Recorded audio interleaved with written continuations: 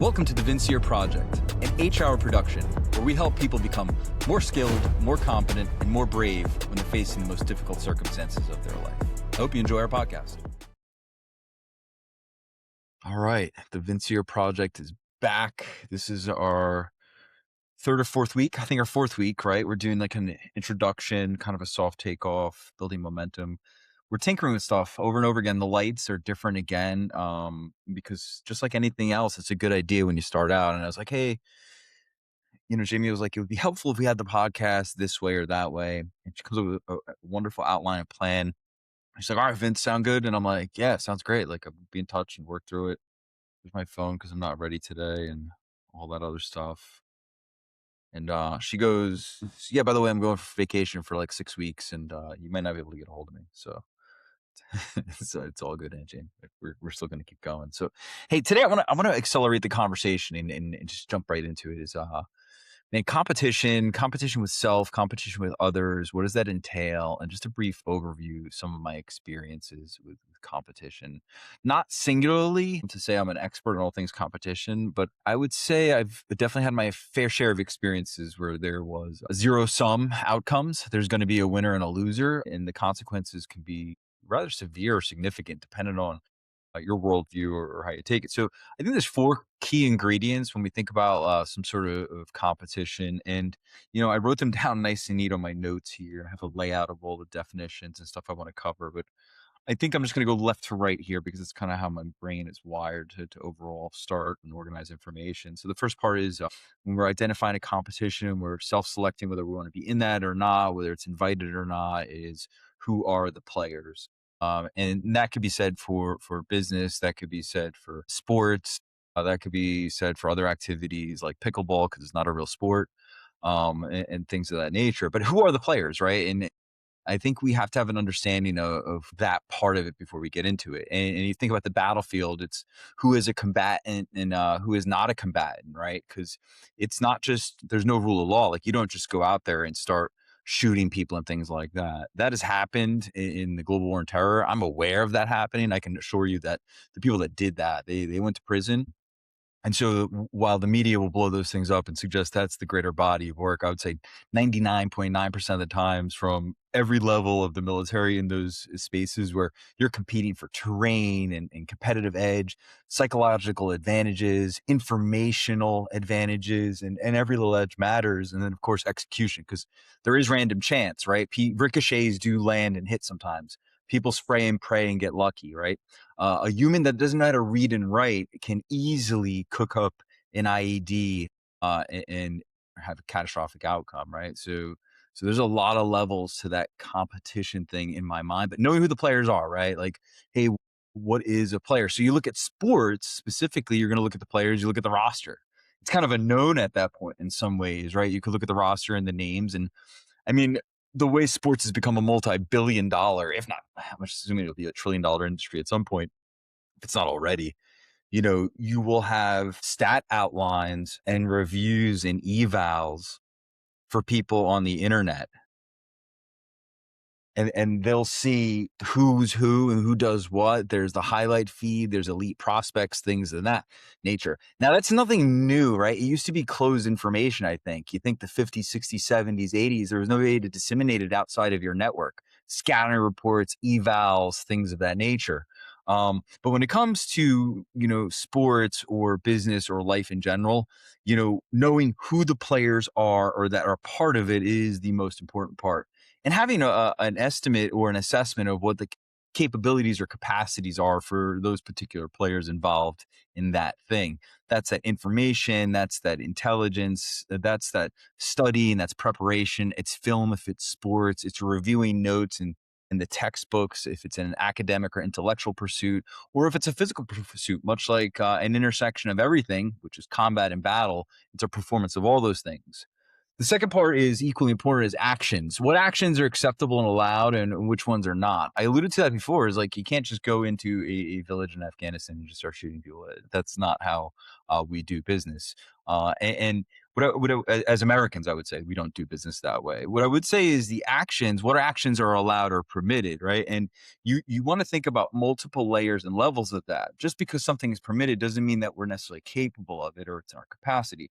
But it doesn't mean we don't have a strategic or tactical advantage or disadvantage somewhere else, right? And that advantage thing is where we want to exploit those options and opportunities in the storyline or narrative that's going to be the game that's been agreed upon as far as what we're doing, where we're doing, how we're doing it.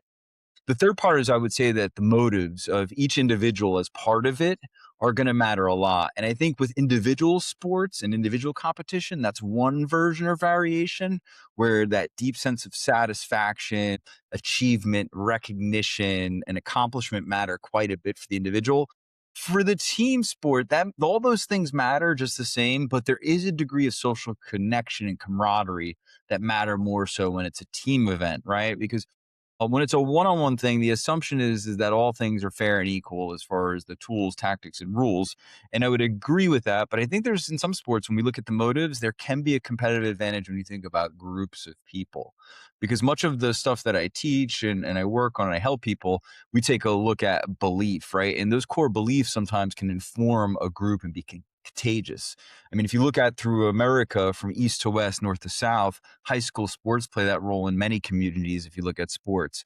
Also, what institutions are known for academics as far as the type of person that they produce or create or that's affiliated with the institution. And then, of course, businesses work just the same. They're all competing for market share, but really what we look at is that old marketing question is how do you hold somebody's attention and what is the value in that? You could have the greatest list of like the reasons and the features, what's the benefits or the profits, and then of course if you don't have decisive actions integrated with the motives, it's going to be really hard to do. The H-hour tagline, "The moment when," was something that I have thought about for nearly a decade, right? That was like 2014, 15 when I started my academic journey. We're in 2026, right? It was like the moment when.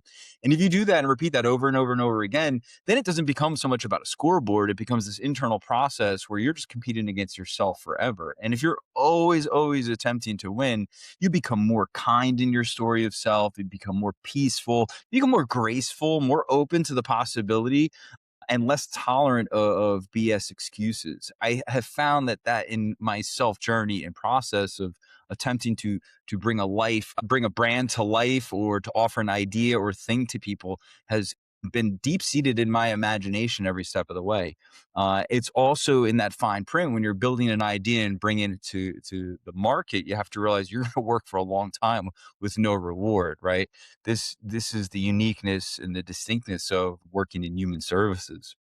And I just think you carry on, you keep looking at and you lay out the field. If you look at HR, who it's competing with in counseling or continuing education or professional development, the runway has been built so it's incredibly long, right? There is a vision that goes well beyond the next 3 to 5 years, and that is to help people become more skilled and more competent when dealing with the most difficult circumstances. To be more brave in that story. As such, who are the players? What are the actions? What are the motives for all the people involved? It comes from all those experiences I was kind of alluding to, from whether it's in the battlefield overseas and working with a whole host of different characters, from maneuver elements to different commanders and leadership in the battlefield to local nationals, and in between, and governance and things of that nature.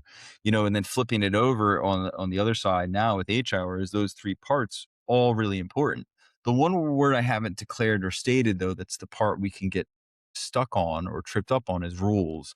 And that's a painstaking process, is because, a lot of people try to look where there is no rules or assume that there are no rules.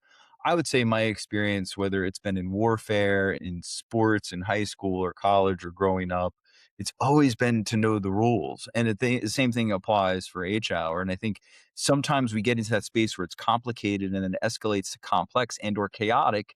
But we didn't anticipate it getting there, and we didn't know that we can ask experts or reach out to people to start to organize the information. What happens though is people don't want to be responsible for making their decisions. And I think this is the part, in summary, for competition. What I would want anybody to know that's working with me is I'm always in competition with myself, right? Physically down through financially. And in those really beautiful parts of like becoming a better spouse, becoming a better father, becoming a better son, being a better sibling, a friend, a neighbor, all those things that are important to me, right? I think I take all of those really, really serious at this phase of my life. But I would add to that is this is don't be caught up in the perception of the critics and the people have an opinion about what you're doing or not doing. I would say that those are usually the fanboys and girls that don't have much to show for in their particular story. So if you're worried about what somebody says, either in your family group or friend group, about what you're pursuing or doing, they probably haven't done many difficult things or things of significance, in my estimation. The people that are in the arena, whether it's an individual effort or a collaborative effort, they declare that they're in competition. I've yet in my lifetime, at any point in time, found that somebody can beat me that doesn't declare they're in competition with me. Right? Like, I think that in sports as a kid, the minute it was declared that's the team and then we're the team is like, I'm trying to win against this team here. That is 100% a thing. And then you need great teammates and mentors, role models, and coaches. It's the same thing with advisement and counsel and collaboration in the business space. I work closely with Brooke all the time and we chat a couple times a week. We meet once or twice a week to keep harnessing this thing and cultivating the vision and building out that runway however long we can make it. And all the obstacles and adversities we face are all guided by legal and ethical implications, right? And those would be the rules. So whether it's sports, it's in business, or doing good counseling, or a podcast for that matter, there are certain things that I can't necessarily say on here that they wouldn't be in my best interest. They wouldn't serve my licensure very well. So I won't say them or get into them. But anywhere we go, I think we declare those 4 things. Who are the players, right? And players will self-identify. I am a player, I am not a player. And it's not always the loudest person in the room or the most quiet in the room, but identifying the players and whatever you're trying to do is paramount. You'd be surprised how much of that information is open source via the Google, LinkedIn, Instagram, Facebook, or just websites in general. But then the most valuable kind is going to be the word of mouth, where you need access to particular parts of information to who the players are in a certain situation. Second part is what are the actions that are acceptable or unacceptable, and that can be why that can vary widely. That can vary very, very widely.